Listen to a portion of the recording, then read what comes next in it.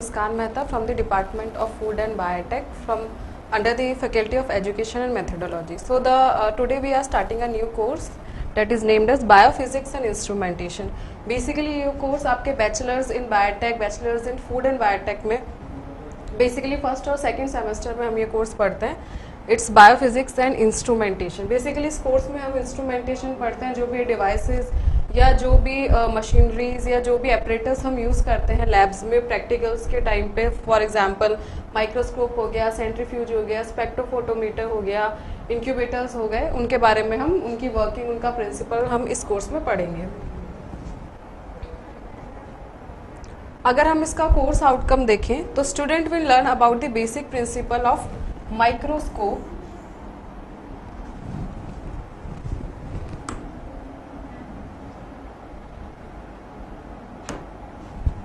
basic principle of microscope, types of microscopic techniques. Student will able to understand the basic concept of centrifugation. Basically हम इस course में तीन चीज़ें पढ़ने वाले. That is first is the microscope, second one is the centrifugation and the last one is the spectroscopy. हम इन तीनों के बारे में पढ़ेंगे. इनका प्रिंसिपल क्या होता है, कैसे हम एपरेटस को यूज़ करते हैं, क्या इसके एपरेटस के पार्ट्स होते हैं, किस पार्ट का क्या फंक्शन होता है और क्या इनके टाइप्स होते हैं. फॉर एग्जांपल अगर हम माइक्रोस्कोप देखिए तो माइक्रोस्कोप के काफ़ी सारे टाइप्स होते हैं. Electron microscope, Sam time, scanning microscope, fluorescence microscope, phase contrast microscope. तो वो सब हम इस कोर्स में पढ़ेंगे. अब अगर हम इस कोर्स के मॉड्यूल 1 पे आएँ तो मॉड्यूल 1 है principle and applications of light microscope, phase contrast microscopy, fluorescence and electron microscopy, bright field and dark field microscopy and confocal microscopy. ये बेसिकली माइक्रोस्कोप के टाइप्स हैं जो कि हम पढ़ेंगे और माइक्रोस्कोप के principles and application. This is the module 1 of the course. अब हम इस मॉड्यूल के ऑब्जेक्टिव्स पढ़े तो लाइट माइक्रोस्कोप क्या होता है. लाइट माइक्रोस्कोप आपका बेसिक माइक्रोस्कोप होता है जो आपने जनरली लैब्स में यूज करते हैं. A light microscope uses visible light and lenses to magnify small objects. अब अगर मैं बात करूँ कि माइक्रोस्कोप क्या होता है, माइक्रोस्कोप हम क्यों यूज करते हैं. कोई भी चीज हम हमारी नेक्ड आई से नहीं देख पा रहे हैं तो उसके लिए हम किसका यूज करते हैं, माइक्रोस्कोप का यूज करते हैं. माइक्रोस्कोप में दो टाइप के लेंसेज यूज होते हैं, जैसा कि आपको पता होगा, ocular lenses and objective lenses. उन लेंसेज की हेल्प से क्या होता है, इमेज मैग्नीफाई हो जाती है. तो light microscope is the very simple type of microscope जो कि जनरली लैब्स में यूज होता है. A light microscope uses visible light and lenses to magnify small objects making them visible to the human eye. It's the most common type of microscope used in biology and medical research to observe cells and tissues. ये बहुत common type का microscope है जो कि आपको छोटे से छोटे लैब में भी मिल जाएगा. अब अगर हम माइक्रोस्कोप के टाइप्स के बारे में पढ़े तो है phase contrast microscope. Phase contrast microscope थोड़ा सा एडवांस टाइप ऑफ माइक्रोस्कोप है. Phase contrast microscope enhances the contrast of transparent species without the use of stains. ये क्या करता है, हम जैसे अगर हम लाइट माइक्रोस्कोप की बात करें तो उसमें अगर हमने 12th में भी हम एक्सपेरिमेंट करते हैं माइक्रोस्कोप के, उसमें हम क्या यूज़ करते हैं, कोई भी सेल या हम कुछ भी विजुलाइज कर रहे हैं तो हम स्टेन्स का यूज़ करते हैं, कोई भी स्टेन करते हैं जिससे कि हमें प्रॉपरली हम माइक्रोस्कोप के अंदर ऑब्जर्व कर सके. लेकिन फेस कॉन्ट्रास्ट माइक्रोस्कोप की हम जब बात करते हैं तो उसमें हम लाइट की हेल्प से कॉन्ट्रास्ट क्रिएट करते हैं जिसकी वजह से हमें क्या करना पड़ता है, स्टेन्स का यूज नहीं करना पड़ता है. This technique is particularly useful for living cells. अब लाइव सेल्स को भी हम फेस कॉन्ट्रास्ट माइक्रोस्कोप के अंदर देख सकते हैं. कैसे, अगर हम लाइट माइक्रोस्कोप में क्यों नहीं देख सकते, क्योंकि हम स्टेन्स का यूज करते हैं और स्टेन्स बेसिकली क्या होती है, टॉक्सिक होती है सेल्स के लिए. तो क्या होता है, सेल्स मर जाते हैं. लेकिन फेस कॉन्ट्रास्ट माइक्रोस्कोप में हमें स्टेन्स यूज करने की जरूरत नहीं है. So we can observe the live cells and it allows for the visualization of structures that are otherwise difficult to see. अब अगर हम नेक्स्ट टाइप ऑफ माइक्रोस्कोप की बात करें that is fluorescence microscope. Fluorescence microscope क्या होता है, ये हाई इंटेंसिटी ऑफ लाइट का यूज करता है और इसमें हम एक स्टेन का यूज करते हैं जिसको बोलते हैं फ्लोरोफोर.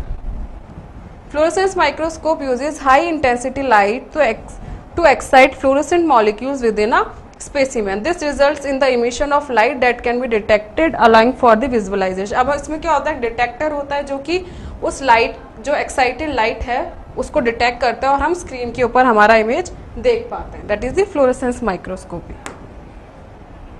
उसके बाद हम बात अगर करें इलेक्ट्रॉन माइक्रोस्कोपी की, जैसा कि हम नाम देख रहे हैं इलेक्ट्रॉन माइक्रोस्कोपी। इलेक्ट्रॉन माइक्रोस्कोपी के इसमें हम इलेक्ट्रॉन्स का यूज कर रहे हैं। Electron microscopy uses a beam of electrons instead of light. इसमें हम किसका यूज कर रहे हैं? बीम ऑफ इलेक्ट्रॉन्स का, लाइट का यूज नहीं कर रहे हैं। To achieve much higher resolution images. अब हम जब माइक्रोस्कोपी के बारे में पढ़ेंगे, इंट्रोडक्शन पढ़ेंगे, तो हम सबके बारे में पढ़ेंगे, इन टर्म्स के बारे में पढ़ेंगे, रिजोल्यूशन क्या होता है, कॉन्ट्रास्ट क्या होता है। तो जो इलेक्ट्रॉन माइक्रोस्कोप है, अभी तो हम इतना देख लेते हैं, वो बेसिकली दो टाइप का होता है, SEM and TEM. TEM is the transmission electron microscope और SEM is the scanning electron microscope. अब जैसा कि हम नाम देख रहे हैं, transmission electron microscope. Transmission electron microscope क्या होता है? इससे हम इंटरनल स्ट्रक्चर्स भी देख सकते हैं, जैसे कि यहाँ लिखा हुआ है, provide detailed internal structure. Transmission मतलब ट्रांसमिट हो रहा है लाइट किसी भी स्ट्रक्चर में से, तो जिससे कि हम क्या देख पा रहे हैं? डिटेल्ड इंटरनल स्ट्रक्चर भी आराम से देख पा रहे हैं। जबकि अगर हम स्कैनिंग इलेक्ट्रॉन माइक्रोस्कोपी की बात करें, स्कैनिंग मतलब वो हमें ऊपर सरफेस इमेज दिखा रहे हैं, which offers a surface detail. तो इन दोनों के बीच में क्या डिफरेंस है? इससे हमें डिटेल्ड स्ट्रक्चर मिल रहा है, इनसाइड स्ट्रक्चर ऑल्सो, और स्कैनिंग इलेक्ट्रॉन माइक्रोस्कोप से हम सिर्फ सरफेस स्ट्रक्चर देख पाते हैं। तो ये क्या इलेक्ट्रॉन माइक्रोस्कोप है? इलेक्ट्रॉन माइक्रोस्कोप में हम इलेक्ट्रॉन्स का यूज कर रहे हैं। दो टाइप का है, सैम एंड टैम। अब हम इन दोनों के बारे में, इनके टाइप्स पढ़ेंगे, दोनों में क्या डिफरेंस है, कैसा इनका अपरेटस है, वो सब कुछ हम पढ़ेंगे। Bright field and dark field microscopy. अब bright field and dark field microscopy क्या होती है?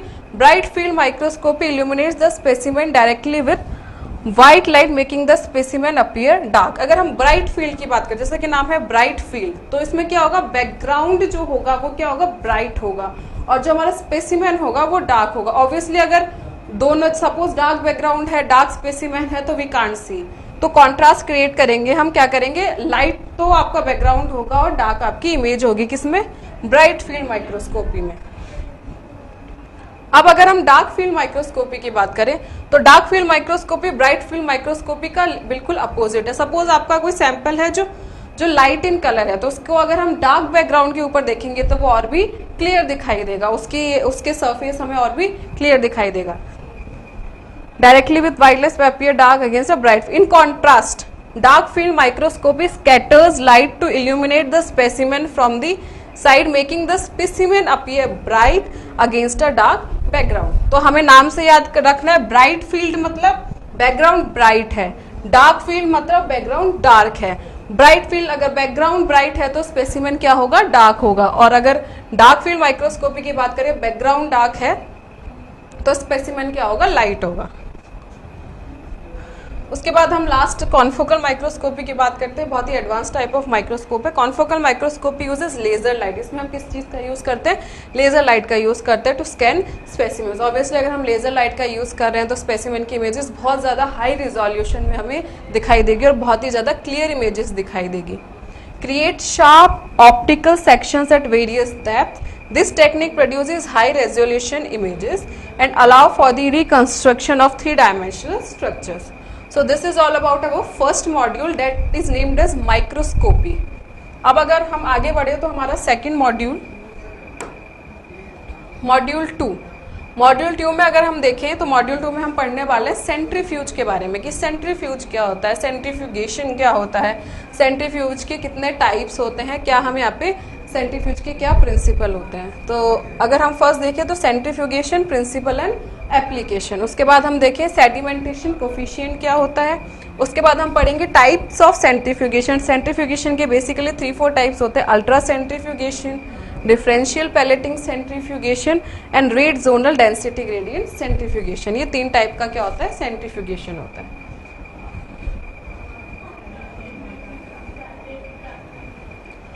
अब हम सेंट्रीफ्यूज के बारे में थोड़ा सा देखें, इसके ऑब्जेक्टिव की बात करें।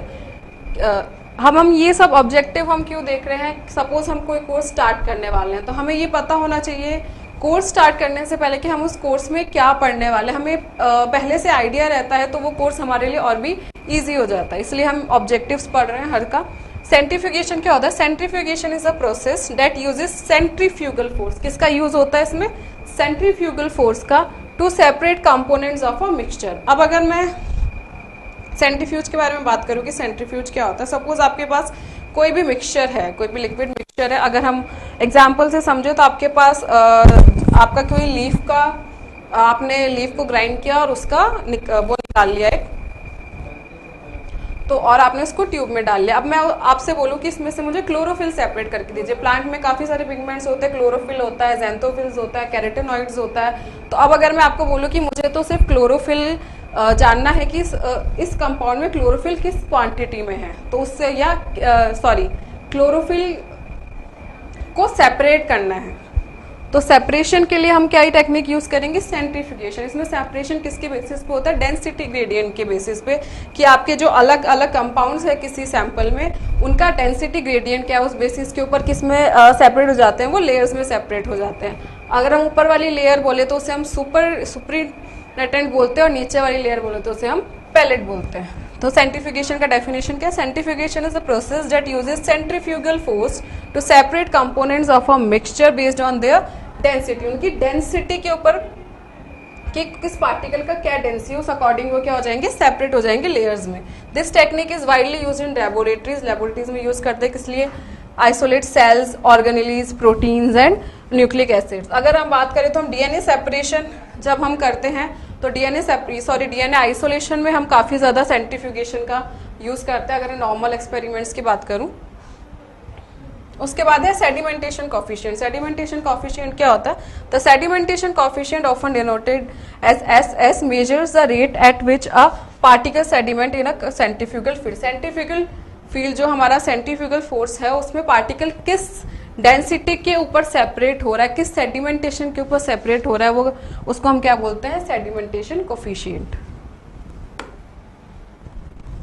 अब अगर हम देखें नेक्स्ट, हम इस यूनिट में देख रहे थे टाइप्स ऑफ सेंट्रीफ्यूगेशन।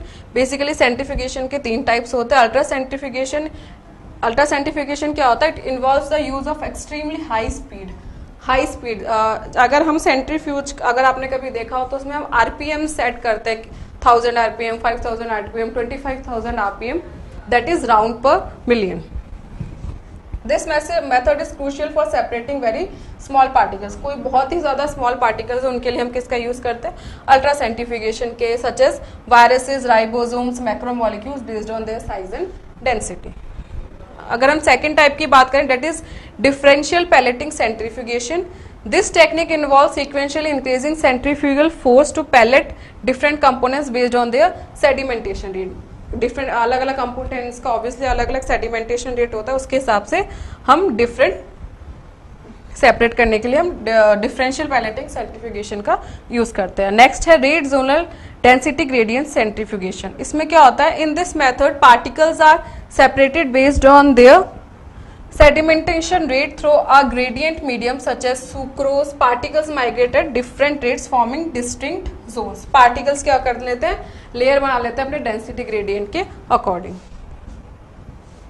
ये था आपका मॉड्यूल सेकंड, जिसमें कि हम क्या पढ़ रहे हैं, सेंट्रीफ्यूज के बारे में पढ़ रहे हैं, सेडिमेंटेशन, सेंट्रीफ्यूज का प्रिंसिपल पढ़ रहे हैं और सेंट्रीफ्यूज के टाइप्स पढ़ रहे हैं।